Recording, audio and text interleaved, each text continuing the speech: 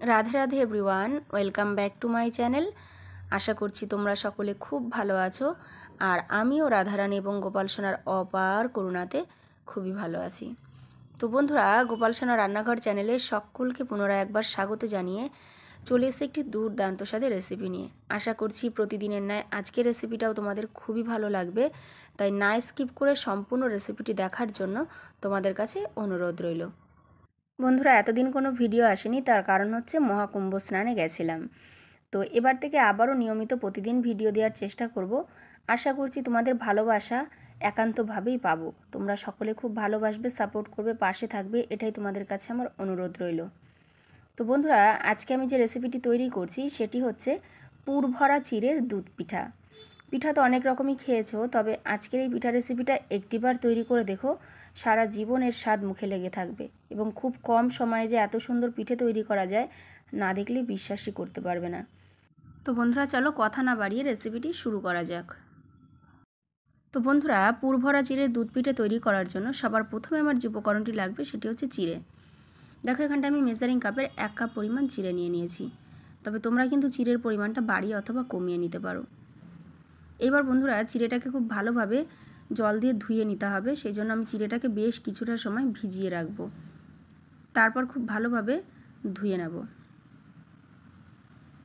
অবশ্যই চিড়েটাকে কিন্তু neat and clean করে পরিষ্কার করে নিতে হবে, নইলে কিন্তু পিঠের স্বাদটা ভালো হবে না। তো বন্ধুরা দেখো, 3 থেকে 4 মিনিট মতো চিড়েটাকে আমি খুব ভালোভাবে জলে ভিজিয়ে রেখেছিলাম। এবার খুব ভালোভাবে দেখো একটা ছেঁকনির ওপরে নিয়ে আমি ধুয়ে নিচ্ছি, এবং খুব ভালোভাবে এইভাবে ধোয়ার পর ঠেসে ঠেসে চিড়ে থেকে সমস্ত জলটাকে বের করে দেওয়ার চেষ্টা করবে। দেখো, চিড়েটা কিন্তু খুব ভালোভাবে ধুয়ে আমি রেডি করে নিয়েছি। এইবার আমার যে উপকরণটি লাগবে সেটি হলো সুজি। দেখো, আমি যে কাপ মেপে চিড়ে নিয়েছি সেই মেজারিং কাপেরই 1 কাপের একটু কম পরিমাণে সুজি নিয়ে নিয়েছি। এবার বন্ধুরা, এই সুজিটাকে আমি একটুখানি জল দিয়ে ভিজিয়ে রাখবো, এতে করে সুজিটা খুব ভালোভাবে সফট হয়ে যাবে। তো বন্ধুরা দেখো, এদিকে সুজিটাকে 5 মিনিট মতো ভিজিয়ে রেখেছিলাম। দেখো, সুজিটা কিন্তু খুব ভালোভাবে সফট হয়ে গেছে, ফুলে ফেপে ডাবল হয়ে গেছে। এবার একটা পেস্ট তৈরি করে নিতে হবে। দেখো, সেই জন্য নিয়ে নিয়েছি একটা মিক্সিং জার। এবার সুজিটা এর মধ্যে অ্যাড করে দিচ্ছি। এবং বন্ধুরা, সেই সাথে আমি যে চিড়েটাকে রেডি করে রেখেছিলাম সেই চিড়েটাকেও এর মধ্যে অ্যাড করে দেবো, এবং খুব ভালোভাবে এই দুটো উপকরণকে দিয়ে একটা ব্যাটার তৈরি করে নিতে হবে। বন্ধুরা, তবে এই ক্ষেত্রে একটা বিষয় অবশ্যই লক্ষ্য করবে, যদি খুব আঠালো হয়ে যায় ব্যাটার তৈরি করার ক্ষেত্রে, তবে হালকা পরিমাণ মতো জল দেবে। খুব একটা গাঢ় ব্যাটারের প্রয়োজন নেই, মাঝামাঝি টেক্সচারে রাখবে, তাহলেই হবে। তো দেখো, খুব ভালোভাবে আমি এবার এটাকে পেস্ট করে নিচ্ছি। বন্ধুরা, পুর ভরা চিড়ের দুধ পিঠা তৈরি করার জন্য আমি তো ব্যাটারটা রেডি করে নিয়েছি। এবার তৈরি করব পুর।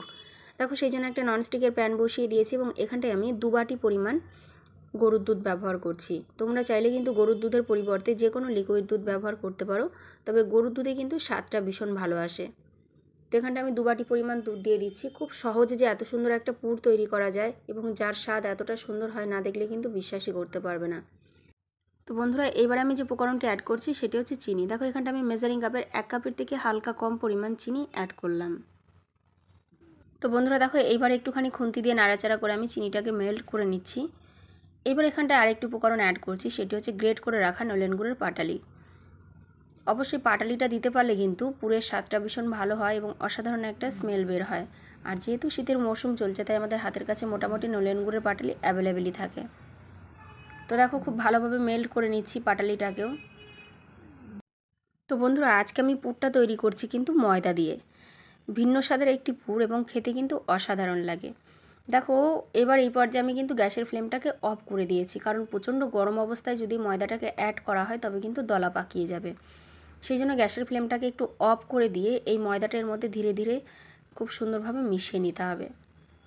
তো বন্ধুরা, এখানটায় আমি দেখো মেজারিং কাপের 1 কাপ পরিমাণ ময়দা নিয়েছি, এবং আস্তে আস্তে করে সমস্ত ময়দাটা অ্যাড করে দিচ্ছি, এবং হ্যান্ড উইক্সের সাহায্যে খুব ভালোভাবে দেখো মিশিয়ে নিয়েছি। এবার এই পর্যায়ে গ্যাসের ফ্লেমটা লো টু মিডিয়ামে রেখে অনবরত নাড়াচাড়া করে যেতে হবে, এবং ধীরে ধীরে এটা ক্রমশ আঠা হয়ে আসবে এবং ননস্টিকের প্যান থেকে ছেড়ে আসবে। তখন বুঝতে হবে যে পুরটা পারফেক্টলি রেডি হয়ে যাবে। তো দেখো, এইভাবে মিনিমাম 3 থেকে 4 মিনিট মতো কুক করতে হবে। তো বন্ধুরা দেখো, এদিকে প্যান থেকে কিন্তু পুরটা অলরেডি ছেড়ে আসছে। এবারে পুরটা প্রায় রেডি হয়ে গেছে এবং শেষ পর্যায়ে আমি একটা উপকরণ অ্যাড করছি, সেটি হচ্ছে গুঁড়ো দুধ। দেখো এখানটা আমি 1 চামচ পরিমাণ গুঁড়ো দুধ নিয়ে নিয়েছি। সম্পূর্ণ অপশনাল, তোমরা চাইলে অ্যাড করতেও পারো অথবা নাও করতে পারো, তবে গুঁড়ো দুধটা দিলে কিন্তু পুরের স্বাদটা আরও ভালো হয়। এবারে আমি দেখো গুঁড়ো দুধটা দিয়ে খুব ভালোভাবে মিশিয়ে নিচ্ছি এবং গ্যাসের ফ্লেম অফ করে দিয়েছি। এবার আমি এটাকে একটা পাত্রে নামিয়ে নেব। তো বন্ধুরা দেখো একটা পাত্রে আমি নামিয়ে নিয়েছি। এবার পুরের স্বাদটাকে আরও দ্বিগুণ করার জন্য এখানটায় আরও একটি উপকরণ অ্যাড করছি, সেটি হচ্ছে ঘি। দেখো বন্ধুরা এখানটায় আমি ঘি নিয়ে নিয়েছি 1 চামচ পরিমাণ। এই ঘিটা দিয়ে পুরটাকে মেখে নিলে কিন্তু স্বাদটাও ভালো হবে এবং হাতে অথবা থালায় লেগে যাবে না, খুব ইজিলি কিন্তু ছেড়ে আসবে। এবং দেখো কত সফট একটা পুর তৈরি হয়েছে। এই পুরটা খেতে কিন্তু ভীষণই ভালো লাগে। একবার অবশ্যই বাড়িতে তৈরি করে দেখবে, মুখে লেগে থাকবে বন্ধুরা। তো বন্ধুরা দেখো এদিকে পিঠাগুলো তৈরি করার জন্য আমি পুরটাকে খুব ভালোভাবে রেডি করে নিয়েছি। এবার একটা পাত্র নিয়ে নিয়েছি, তার মধ্যে যে ব্যাটারটা রেডি করেছিলাম সেই ব্যাটারটাকে নিয়ে নিচ্ছি।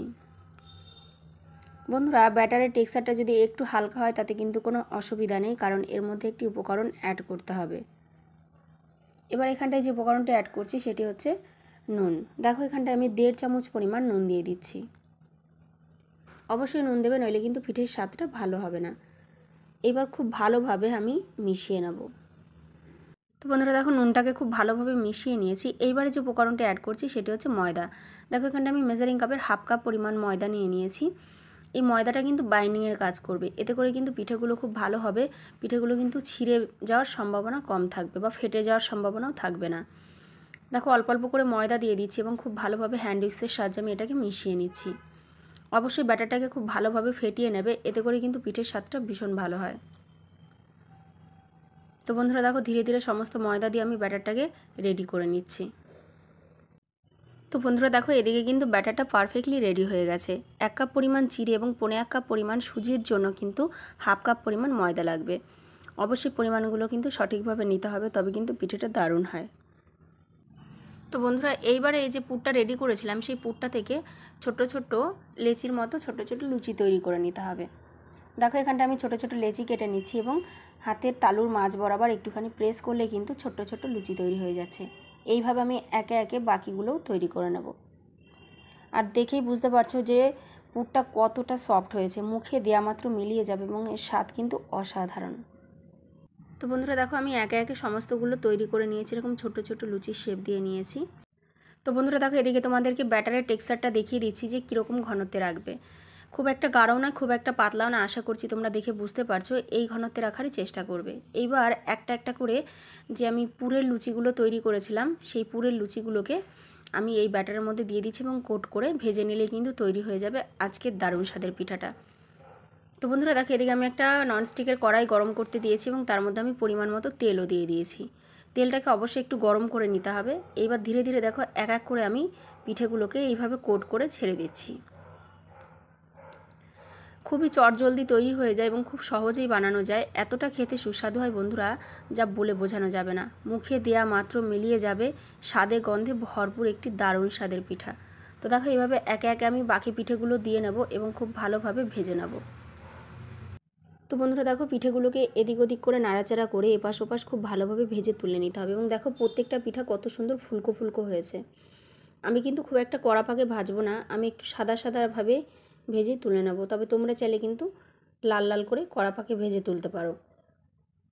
এই ভাজা পিঠে অবস্থাতেও কিন্তু খেতে ভীষণ ভালো লাগে। অবশ্যই কিন্তু এই পিঠেটা বাড়িতে একটিবার হলেও ট্রাই করো। চিড়ে দিয়ে যে এত সুন্দর পিঠে তৈরি করা যায় না দেখলে কিন্তু বিশ্বাসই করা যায় না।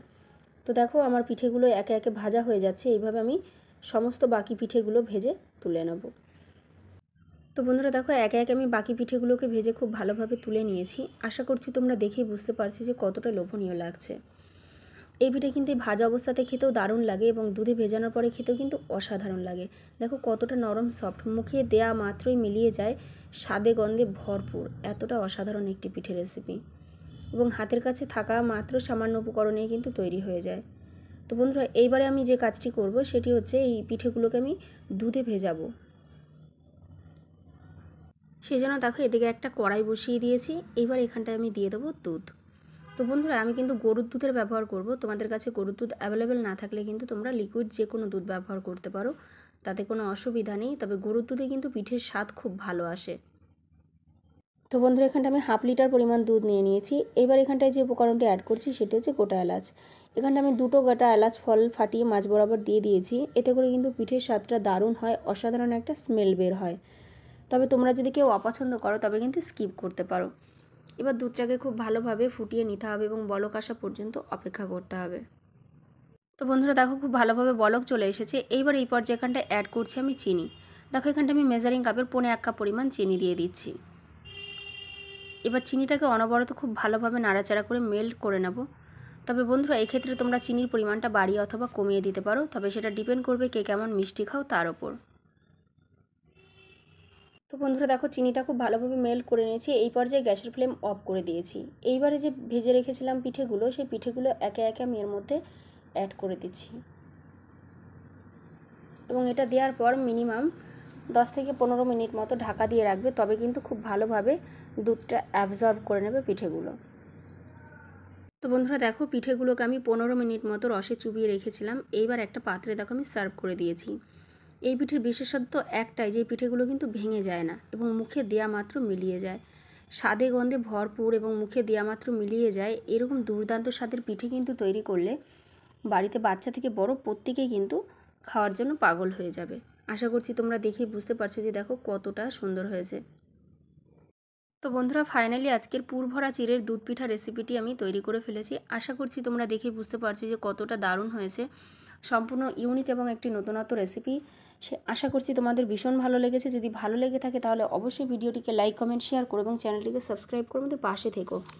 আর পাশে থাকা বেল আইকনটিকে কিন্তু প্রেস করতে একদম ভুলে যেও না, যাতে করে আমি যখনই কোনো ভিডিও আপলোড করব সবার আগে তোমাদের কাছে নোটিফিকেশন পৌঁছে যায়। আর বেশ কিছুদিন ভিডিও দিতে পারিনি, সেই কারণে একটুখানি তোমাদের কাছে সরি। যেহেতু আমি কুম্ভ স্নানে গেছিলাম সেই জন্যই সম্ভব হয়নি। তবে আবার এখন থেকে নিয়মিত আমি ভিডিও দেবো। তোমরা সকলে আমাকে অনেক অনেক ভালোবাসা দিয়ে পাশে থেকেও সাপোর্ট করে যেও, যাতে করে আমি নিত্য নতুন এরকম রেসিপি তোমাদের সামনে নিয়ে আসতে পারি। তো বন্ধুরা, তোমরা সকলে খুব ভালো থেকো, সুস্থ থেকো, পাশে থেকো। আর আজকের রেসিপিটা কেমন লাগলো কমেন্ট করে অবশ্যই জানিও। নেক্সট কী ধরনের রেসিপি দেখতে চাও সেটাও কিন্তু আমাকে কমেন্ট বক্সে জানাতে একদম ভুলো না। তো বন্ধুরা, তোমরা সকলে ভালো থেকো, সুস্থ থেকো, পাশে থেকো। রাধে রাধে।